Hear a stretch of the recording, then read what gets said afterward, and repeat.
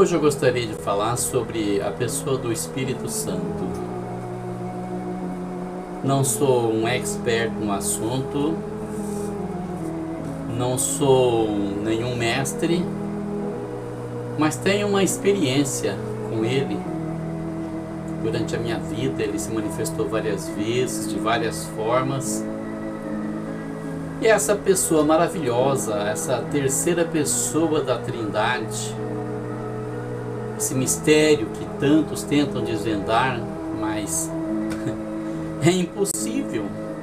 Como pode alguém compreender uma coisa infinita sendo tão finito, tão mortal, tão limitado? Mas eu gostaria de falar sobre ele, sabe? Ele é uma pessoa muito especial. Gostaria de falar sobre a sua sensibilidade, seu amor e principalmente a sua missão na terra. Quando Jesus estava para ser entregue, ele fez uma declaração. Ele disse: na verdade convém que eu vá para o Pai, porque se eu não for, o Consolador não virá a vós, mas quando eu for, eu o enviarei. E quando ele vier, convencerá o mundo do pecado, da justiça e do juízo. E explicou: do pecado porque não creem em mim. Ou seja, não crer em Jesus já é pecado. Um pecado que condena.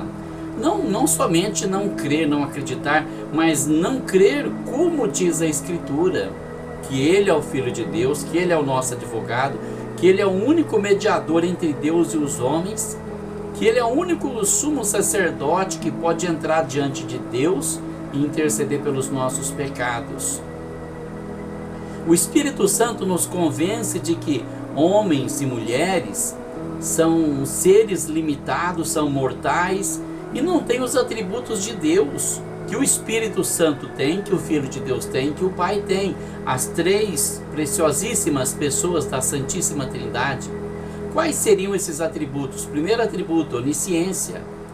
O fato de que Ele conhece tudo que há para se conhecer e que o seu cabedal de conhecimentos não pode aumentar nem diminuir. Ele não pode aprender mais nada porque Ele já sabe tudo. E Ele conhece tudo, conhece os pensamentos, as intenções, mas somente Deus tem esse atributo da onisciência.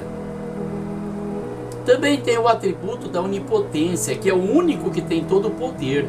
Ou seja, Ele opera sinais e maravilhas no céu e na terra a seu bel prazer. Ele não tem que dar satisfação disso a ninguém, porque dele é o poder.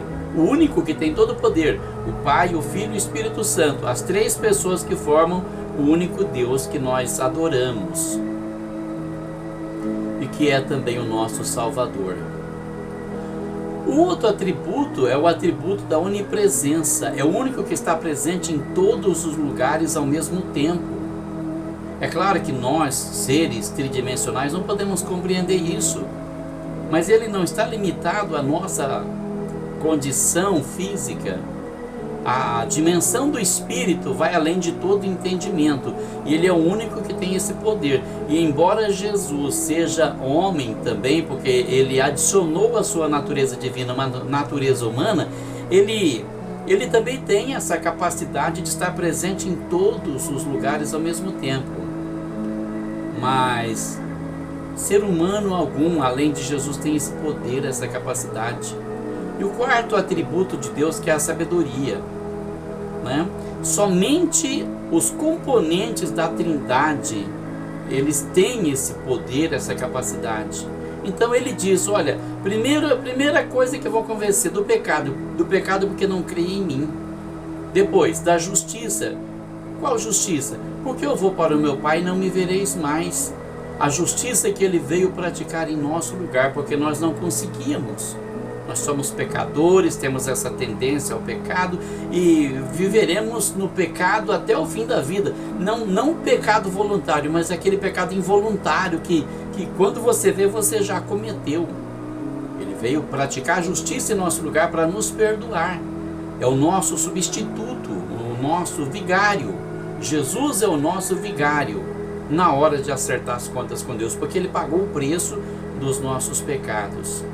Depois ele fala também do juízo, porque já o príncipe desse mundo está julgado. Ou seja, até aquele momento, Satanás, o anjo caído, ele poderia se arrepender dos seus pecados, da sua maldade e pedir perdão. A partir daquele momento acabou a oportunidade. E isso que Deus fez com ele, faz com todos nós. Nós temos um tempo para pensar naquilo que nós ouvimos, se nós cremos na palavra de Deus, se nós não cremos, se nós resolvemos deixar a maldade e praticar o bem, porque vai chegar um tempo que Deus vai falar, olha, para você acabou, não tem mais chance.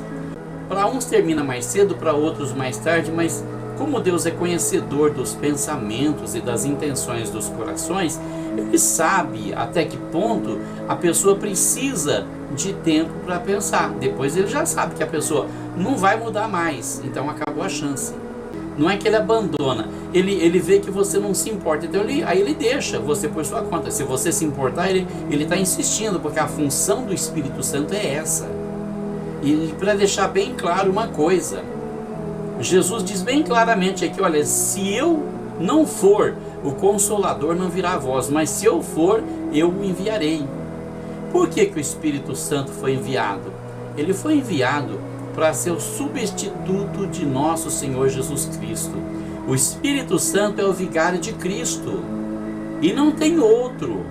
Jesus jamais aceitaria ser substituído por um homem pecador, por isso Ele enviou o Espírito Santo para ser o seu vigário.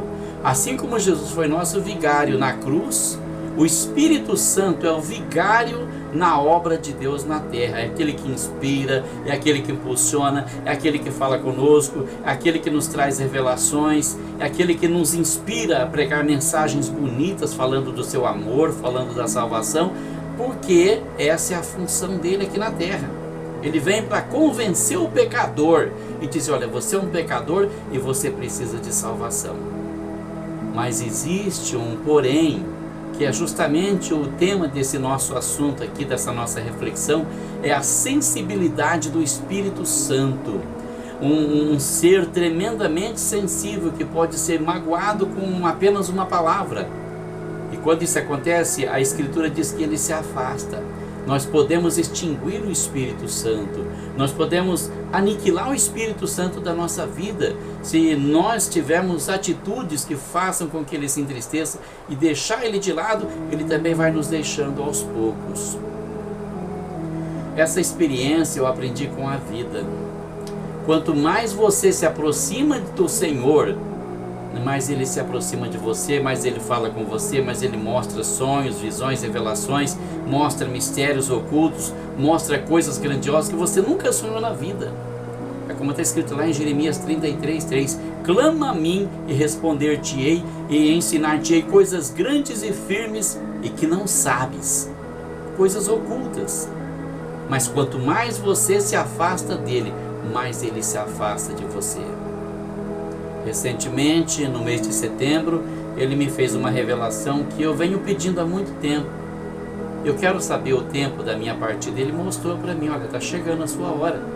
No dia 22 de setembro ele me deu essa revelação e no dia 29, 7 dias depois, ele me deu uma confirmação. Sabe o que é isso? Você ter tempo para Deus, pôr seu joelho no chão, clamar a Deus, derramar sua alma perante o Senhor, se entregar, desabafar com Ele, entregar sua vida, seus pensamentos, seus sentimentos, suas aspirações, seus anseios, tudo nas mãos dele e deixar com Ele. E Ele vem até você para dizer, para fazer a obra que precisa ser feita na sua vida. Então hoje eu gostaria de lembrar que a palavra de Deus diz bem claramente, hoje se ouvirdes a sua voz, não endureçais os vossos corações. Que Deus te abençoe em nome de Jesus.